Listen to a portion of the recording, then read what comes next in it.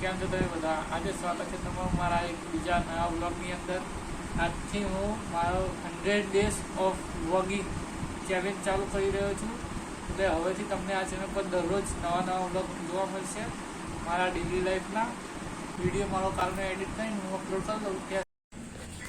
તો કેમ છો બધા મિત્રો? ઓફિસ અત્યારે ખતમ થઈ ગઈ છે. સાંજના 6:30 વાગી ગયા છે.